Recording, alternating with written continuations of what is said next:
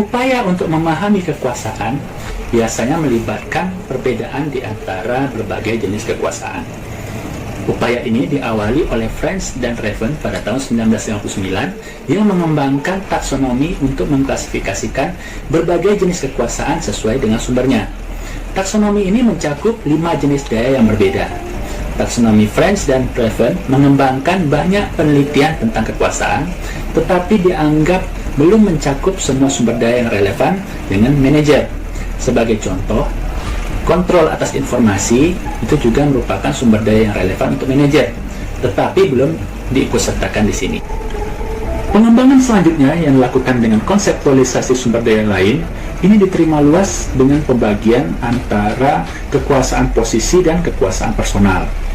Menurut konseptualisasi dua faktor ini, kekuasaan diperoleh sebagian dari peluang yang melekat dalam posisi seseorang dalam organisasi yang disebut dengan kekuasaan posisi, dan sebagian lagi berasal dari atribut agen dan hubungan dengan target yang disebut dengan kekuasaan personal. Kekuasaan posisi merupakan kekuasaan yang mencakup pertama, kekuasaan yang memiliki legitimasi, yaitu potensi wewenang yang berasal dari otoritas yang sah. Kedua, kekuasaan atas penghargaan atau imbalan, yaitu potensi wewenang atas kontrol terhadap sumber daya dan imbalan, di mana persepsi target bahwa agen memiliki kendali terhadap sumber daya yang penting dan penghargaan yang diinginkan oleh target. Ketiga, ada kekuasaan memaksa, yaitu kekuasaan yang didasarkan pada wewenang memberikan hukuman yang memiliki variasi amat banyak pada berbagai organisasi.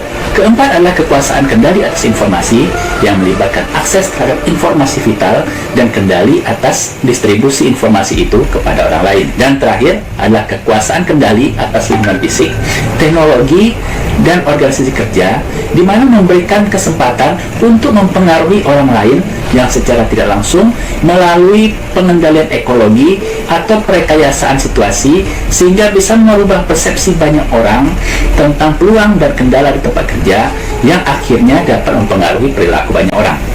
Sementara itu, kekuatan personal mencakup pertama, kekuasaan berdasarkan keahlian, di mana dapat memberikan pengaruh potensial kepada bawahan, rekan sejawat, dan atasan karena memiliki pengetahuan yang unik mengenai cara terbaik untuk melaksanakan tugas dan menyelesaikan masalah penting. Kedua, kekuasaan berdasarkan referensi, yaitu potensi pengaruh yang didasarkan pada persahabatan dan loyalitas muncul dari keinginan orang lain untuk menyenangkan agen yang sangat mereka senangi, hormati, dan taati.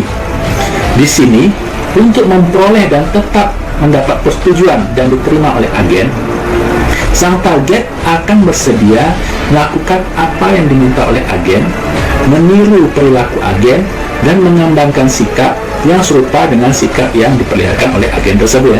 Determinan posisi dan pribadi dari kekuasaan berinteraksi dengan cara-cara yang kompleks dan terkadang sulit untuk membedakan di antara mereka. Kekuasaan bukanlah suatu kondisi statis. Perubahan ini bisa terjadi seiring berjalannya waktu karena kondisi perubahan dan tindakan individu serta koalisi. Dua teori yang menggambarkan bagaimana kekuasaan dapat diperoleh atau dapat hilang adalah teori pertukaran sosial dan teori kontingensi strategis. Kedua teori ini menekankan pentingnya menunjukkan keahlian untuk mendapatkan wewenang. Teori pertukaran sosial menjelaskan bagaimana kekuasaan diperoleh dan dapat hilang karena proses pengaruh timbal balik terjadi seiring berjalannya waktu di antara para pemimpin dan pengikut di dalam suatu kelompok kecil. Bentuk paling mendasar dari interaksi sosial adalah pertukaran manfaat atau bantuan yang dapat mencakup tidak hanya manfaat materi, tetapi juga manfaat psikologi seperti ungkapan persetujuan, penghormatan, penghargaan, dan kasih sayang. Individu belajar untuk terlibat dalam pertukaran sosial di awal masa kecil mereka, dan mereka mengembangkan harapan tentang timbal balik dan keseimbangan dalam pertukaran ini. Harapan anggota tentang peran kepemimpinan, apa yang harus dimiliki oleh seseorang di dalam kelompok ini dipengaruhi oleh kesetiaan seseorang dan kompetensi yang ditunjukkan. Besaran status dan kekuasaan yang diberikan pada seseorang sebanding dengan evaluasi kelompok terhadap potensi kontribusi seseorang yang berhubungan dengan anggota lain. Kontribusi mungkin melibatkan kendali atas sumber daya yang langka, akses ke informasi penting, atau keterampilan dalam menangani masalah tugas penting. Selain peningkatan status dan pengaruh, seseorang yang telah menunjukkan penilaian yang baik mengumpulkan nilai istimewa dan diberi ruang gerak yang lebih daripada anggota lain untuk bisa sedikit menyimpang dari norma-norma kelompok yang tidak penting. Anggota kelompok biasanya bersedia menangguhkan penilaian dan melaksanakan usulan inovatif orang tersebut untuk bisa mencapai tujuan kelompok. Ketika seorang pemimpin membuat usulan inovatif yang terbukti berhasil, kepercayaan anggota kelompok akan keahlian orang tersebut akan semakin menguat, sehingga status dan pengaruh orang tersebut menjadi lebih besar. Di sisi lain, jika usulan pemimpin tersebut terbukti gagal, maka persyaratan hubungan pertukaran kemungkinan akan dikaji kembali oleh kelompok. Efek negatif ini bisa lebih besar jika kegagalan itu muncul karena penilaian yang buruk atau ketidakmampuan, bukan karena keadaan di luar kendali dari sang pemimpin. Evaluasi menjadi lebih penting jika pemimpin dianggap telah mengejar motif pribadinya lebih banyak daripada loyalitasnya dalam melayani kelompok. Motif egois dan tidak bertanggung jawab biasanya dikaitkan dengan pemimpin yang sengaja menyimpang dari norma dan tradisi kelompok. Ya, jadi di sini inovasi oleh pemimpin dapat menjadi pedang bermata dua.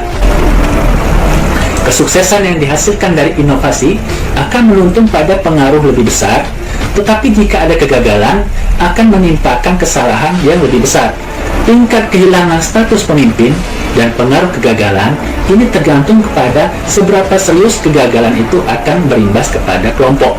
Sebuah bencana besar akan mengakibatkan penurunan nilai yang lebih besar, bukan hanya penurunan yang kecil. Hilangnya status juga tergantung pada tingkatan status pemimpin sebelum kegagalan. Harapan lebih besar akan dibebankan kepada seorang pemimpin dengan status yang tinggi.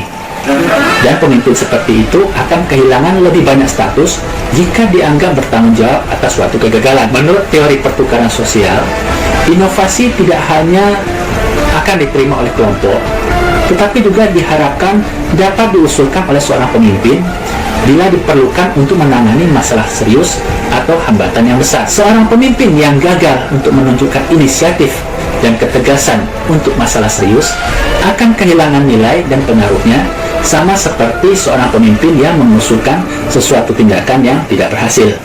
Teori kontingensi strategis menjelaskan akuisisi dan hilangnya kekuasaan oleh subunit yang berbeda dari suatu organisasi, misalnya fungsional departemen atau divisi produk, dan implikasi dari distribusi kekuasaan ini untuk efektivitas organisasi dalam lingkungan yang berubah.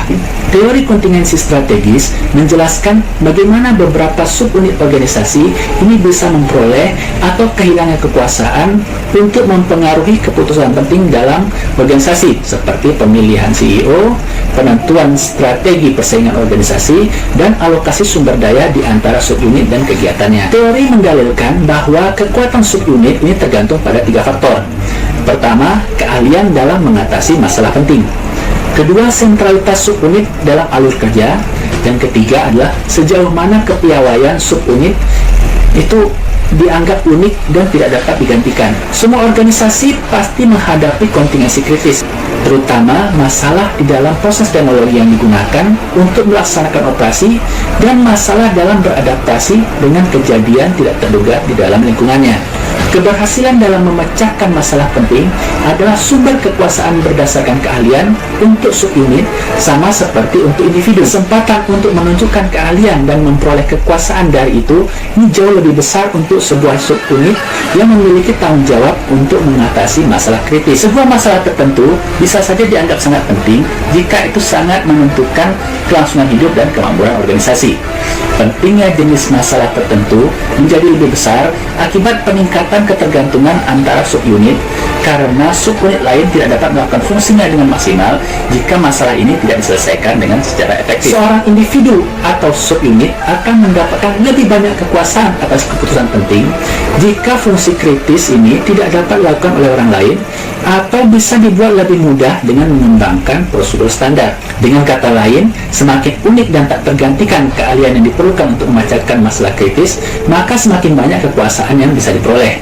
Peningkatan kekuasaan keahlian ini dapat mengakibatkan peningkatan kekuasaan yang seorang dengan keahlian yang berharga lebih mungkin untuk ditunjuk atau dipilih untuk posisi otoritas dalam organisasi. Subunit dengan keahlian kritis cenderung memiliki lebih banyak kesempatan untuk tampil pada dewan atau komite yang membuat keputusan penting bagi organisasi. Beberapa dukungan untuk teori ini ditemukan dalam beberapa studi, namun teori gagal untuk memperhitungkan kemungkinan bahwa subunit kuat atau koalisi dapat menggunakan kekuatannya untuk melindungi posisi dominan dalam organisasi dengan meningkatkan keahlian yang dimiliki dan menutup kesempatan saingan potensial untuk bisa menunjukkan keahlian mereka.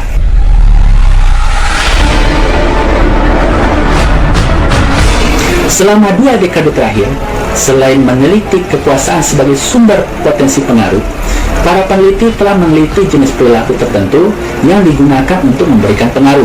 Jenis perilaku yang digunakan secara sengaja untuk mempengaruhi sikap dan perilaku orang lain biasanya disebut sebagai taktik pengaruh.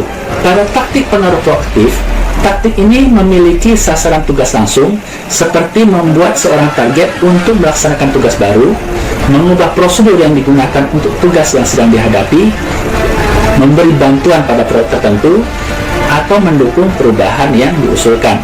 Ketika instruksi yang diberikan ini jelas legitimasinya, relevan untuk pekerjaan, dan sesuatu yang diketahui target bagaimana melakukannya, maka dimungkinkan untuk mendapatkan kepatuhan target dengan menggunakan instruksi singkat berdasarkan kekuasaan legitimasi. Namun, ketika muncul resistensi target, maka agen mungkin perlu menggunakan taktik pengaruh proaktif seperti persuasi rasional. Pada sejarah pengembangannya, penelitian tentang taktik dan pengaruh proaktif ini berawal dari penelitian dengan menganalisis insiden kritis yang menjelaskan upaya pengaruh yang berhasil dan tidak berhasil.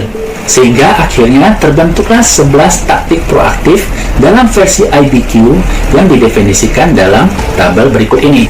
11 taktik yang termasuk dalam taktik mempengaruhi proaktif, yaitu pertama adalah persuasi rasional, di mana agen menggunakan argumen logis dan bukti faktual untuk menunjukkan bahwa usulan yang mereka ajukan dan instruksi yang diberikan itu layak dan relevan untuk bisa mencapai tujuan tugas yang penting. Kedua adalah taktik memberikan penilaian, yaitu agen menjelaskan bahwa melaksanakan instruksi atau mendukung usulan ini akan menguntungkan target secara pribadi dan membantu memajukan karir seorang target. Ketiga adalah permintaan inspirasional, yaitu agen melakukan instruksi nilai dan idealisme atau berusaha untuk membangkitkan emosi target untuk mendapatkan komitmen atas instruksi atau usulan tersebut. Selanjutnya adalah taktik konsultasi, di mana agen mendorong target untuk menyarankan perbaikan dalam usulan atau membantu merencanakan kegiatan atau perubahan yang diinginkan dengan dukungan dan bantuan target. Lalu ada taktik pertukaran, di mana agen menawarkan insentif, menyarankan untuk saling membantu, atau menunjukkan kesediaan untuk membalas di lain waktu jika target akan melakukan apa yang diinstruksikan oleh agen. Taktik keenam selanjutnya adalah taktik kolaborasi, yaitu agen menawarkan untuk menyediakan sumber daya dan bantuan yang relevan jika target akan melaksanakan instruksi atau menyetujui perubahan yang diusulkan. Kemudian ada taktik permintaan personal, yaitu agen akan meminta target untuk melaksanakan instruksi atau mendukung usulan berdasarkan persahabatan, atau bisa jadi meminta bantuan pribadi sebelum mengatakan instruksi atau usulannya sebenarnya. Selanjutnya ada taktik mengambil hati. Di sini agen menggunakan pujian dan sanjungan sebelum dan selama upaya pengaruh, atau mengungkapkan kepercayaan atas kemampuan target untuk melakukan permintaan yang sulit. Taktik legitimasi lakukan ketika agen berusaha untuk membangun legitimasi dari suatu permintaan atau untuk memverifikasi kewenangan untuk membuatnya dengan mengacu pada aturan kebijakan, kontrak, atau dokumen lainnya. Kanan, di mana agen menggunakan tuntutan, ancaman, pengecekan berkala, atau terus mempengaruhi target untuk melakukan instruksi.